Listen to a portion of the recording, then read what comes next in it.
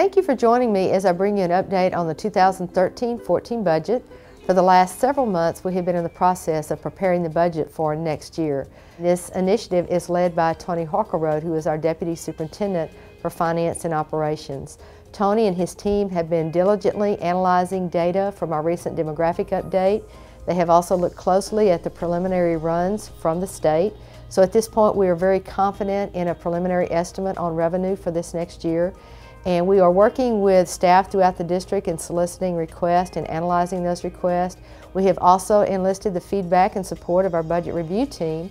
And our budget review team is comprised of community members from throughout the district. And they met with us on February 15th to review our preliminary projections on revenue, our recommendations that we plan to make to the board in June of this year. And they analyzed, they provided feedback, they asked questions, and ultimately they concurred with our recommendations.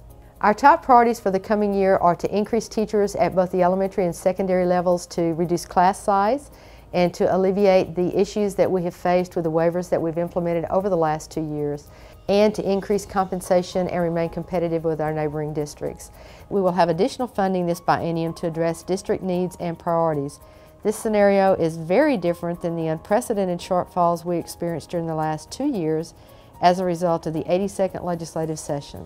The additional funds will stem from several different sources.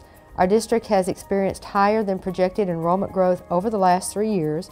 We are also projected to continue to grow over the next 5 years due to high occupancy rates in our apartment complexes, as well as regeneration within our existing neighborhoods. We also anticipate additional funding for our bilingual programs and our compensatory education programs. Our attendance rate has increased, which also has yielded additional funding. We have also seen changes in the funding formula because of the Austin yield, and that has brought additional funds to our district. We have also had an increase in our tax collection rate. We also have been successful in appealing property values to the comptroller, resulting in greater funding for our district. As a reminder, salaries were frozen after the last legislative session. Our plans for next year are to convert the 2% one-time payment staff received this year into a recurring expense and to provide a 3% increase for staff in 2013-14. Other priorities will be to continue to support district goals and initiatives associated with Vision 2020.